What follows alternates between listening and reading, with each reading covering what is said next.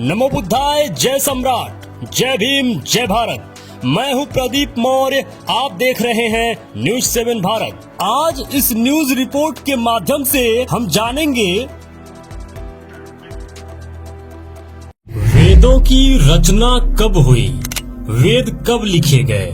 जो वैदिक युग का घालमेल फैलाया है, इस न्यूज रिपोर्ट के माध्यम से हम प्रूफ करने का कोशिश करेंगे सबूतों के आधार पे कि वैदिक युग कब था, वेद लिखे कब गए। जबकि सोर्स कहते हैं कि वेद 8वीं शताब्दी से लेकर 12वीं शताब्दी के बीच तक लिखे गए हैं। इस वीडियो को अंत तक पूरा देखिएगा, जिससे आप समझ पाएंगे कि एक्चुअल में वेदों की रचना धूर्तों ने कैसे की है और किस प्रकार इस मकर जाल को बुना है, जिसे आज लोग समझ नहीं पाते हैं। राजपूत मुगल गठजोड़ काल में वेदों को लिखकर और उसको कैसे प्रचारित किया गया कि सृष्टि के बनने से पहले ही वेद लिखे जा चुके थे। इस प्रकार की गपोड़ लीला कैसे गढ़ी गई, इस न्यूज रिपोर्ट के माध्यम से आप समझ पाएंगे। वेद के अर्थ का घालमेल। वेद सम्यक काल की भाषा पाली से निकला हुआ एक शब्द है, जिसका अर्थ अनुभव होता है। सम्यक काल में वेद शब्द का प्रयोग विशेषण के तौर पर पाली भाषा में किया जाता था। उस समय जब किसी को अपनी 5 इंद्रियों से इन इंद्रियों के विषय का स्पर्श होता था, तो उसके लिए पाली में वेदना उपयोग किया जाता था। जैसे आंख से रूप का स्पर्श होता है, कान से शब्द का स्पर्श होता है, नाक से गंध का स्पर्श होता है, जीभ का रस से स्पर्श और त्वचा का स्पष्टव्यों का स्पर्श को वेदना संवेदना कहते हैं। उसी वेदना से वेद शब्द को धूर्तों ने संस्कृत भाषा में संज्ञा के रूप में एक पुस्तक का नाम रखते हुए किया है। जबकि पाली कच्चान व्याकरण अनुसार वेद का निर्माण विद धातु से हुआ है। उसी विद धातु से विद्या, वेदना, वेदगु, वेदयन, वेदयामी, वेदमानो जैसे शब्दों का निर्माण हुआ है। उसी विद धातु से संस्कारित भाषा का विद्व और विद्वान बना है। पाली त्रिपिटक में विद धातु से बनने वाला शब्द वेद, वेदना, वेदगु, वेदयंत, वेदयामी, वेदमानो भरा पड़ा है। आज कोई भी व्यक्ति मूल पाली त्रिपिटक को देख सकता है।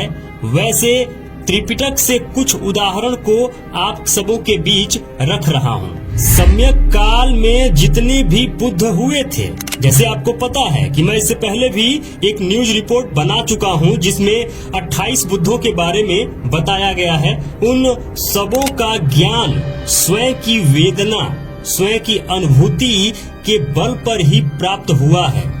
उसी वेदना से विद्या बना है, जिस विद्या का अर्थ अपनी अनुभूति द्वारा किसी विषय पर जब ज्ञान प्राप्त होता है, तो वैसा ज्ञान को विद्या वाला ज्ञान कहा जाता है। जैसे भगवान गौतम बुद्ध को बोधि वृक्ष के नीचे अपनी स्वयं की वेदना अनुभूति द्वारा दुखों से कैसे मुक्त होंगे, उसके बारे में उन्हें ज्ञान प्राप्त हुआ था।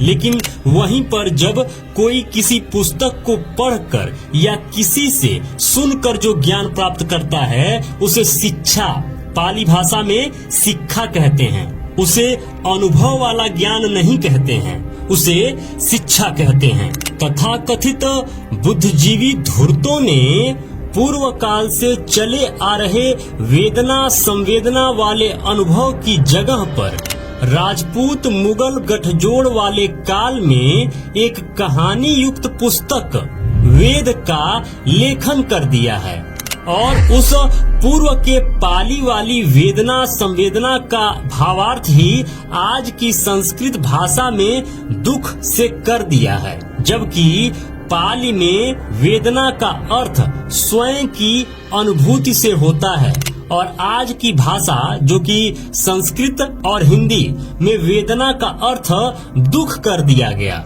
आखिर ऐसा क्यों है? पूर्व के भारत में संप्रदाय विहीन सभ्यता, संस्कृति और शांत चित्त सामान्य बहुसंख्यक वर्ग के जनजीवन में इस प्रकार के दार्शनिक मान्यता वाले सांप्रदायिक लेप को पैदा करने वाला आखिर कौन पैदा हो गया और किसने किया? आखिर उस सभ्यता को नष्ट करना किसके लिए अनिवार्य था और किसने उस सभ्यता को नष्ट किया? जब यह संपूर्ण इतिहास को आप सही ढंग से समझेंगे और जानेंगे तब आपको समझ में आएगा कि इन पुस्तकों की रचना धूर्तों ने क्यों की और कैसे की और किस काल में की और किस तरीके से 8वीं से लेकर 12वीं शताब्दी के बीच लिखी गई इन पुस्तकों को प्राचीन पुस्तक कैसे घोषित कर दिया। आखिर उनका निजी या सामाजिक स्वार्थ क्या था? वस्तुतः भारत में हजारों वर्ष पूर्व काल से चली आ रही सार्वजनिक कुदरती गुण स्वभाव के साथ साथ सभी मनुष्यों को धारण करने वाली शील समाधि प्रज्ञा वाली धर्म संस्कृति में किसी व्यक्ति विशेष या समूह विशेष को पीढ़ी दर पीढ़ी आर्थिक लाभ या सामाजिक ऊंच नीच वाले लाभ, मान सम्मान का लाभ कभी प्राप्त नहीं होता था। इसी आर्थिक और सामाजिक मान सम्मान को प्राप्त करने हेतु भारत में 8वीं शताब्दी से लेकर 12वीं शताब्दी के बीच कुछ ज्यादा ही चतुर दार्शनिक मान्यताओं वाले लोगों का जन्म हुआ है, जिनमें मुख्य रूप से 2 दार्शनिक मान्यताएं शैव संप्रदाय और वैष्णव संप्रदाय महत्वपूर्ण रूप से हैं। यह संप्रदाय 8वीं से लेके 12वीं शताब्दी के बीच में जन्मी या जन्माई गई या उत्पन्न हुई। इनके संस्थापक का नाम क्रमशः आदि शंकर और रामानुज है। इनके अलावा भी कई संप्रदाय को स्थापित करने वाले लोग हैं, जिनमें मुख्य रूप से तंत्र मंत्र सिद्धि साधना में अपनी महारत हासिल करने वाले लोग थे, जिन्होंने अपने शाक्त संप्रदाय को स्थापित किया था। उनमें देवी शक्ति की आराधना करने का प्रावधान है। लेकिन भारत के राजपूत मुगल गठजोड़ समय में इन संप्रदायवादियों के अंदर नए नए अनुयायियों की संख्या सने सने बढ़ती चली गई, जिसके नाम हैं गौड़ीय संप्रदाय, रामानंदी संप्रदाय, रामानुज संप्रदाय, कबीर संप्रदाय, तुलसी संप्रदाय, वल्लभी संप्रदाय, निम्बार्क संप्रदाय, रामस्नेही संप्रदाय, दादू दयाल संप्रदाय, जसनाथी संप्रदाय, आर्य समाज संप्रदाय, गायत्री संप्रदाय, साई संप्रदाय जैसे अन्य कई संप्रदाय बने और आज भी बनते जा रहे हैं। इन सबों में परस्पर अपने दर्शन से संबंधित एक दूसरे से कभी मित्रता नहीं रही है।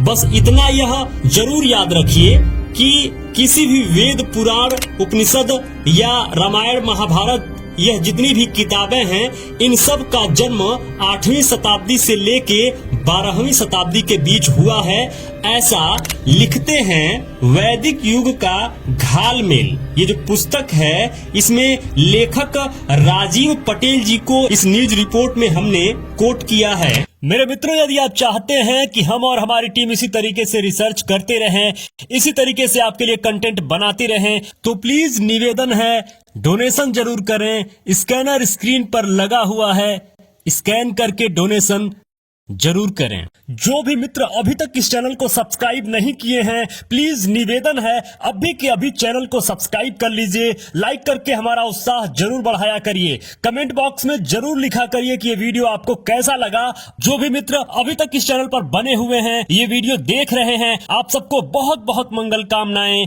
नमो बुद्धाय, जय भारत।